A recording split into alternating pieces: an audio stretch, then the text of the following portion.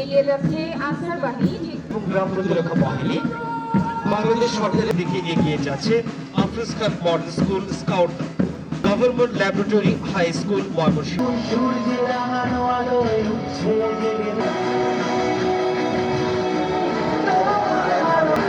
ওরা একটি মুখের হাসির জন্য সঙ্গে মাথা জল ফুলে ফলে মোর স্বপ্ন আঁকা মুখের হাসির জন্য Bangladesh Buddhist Association.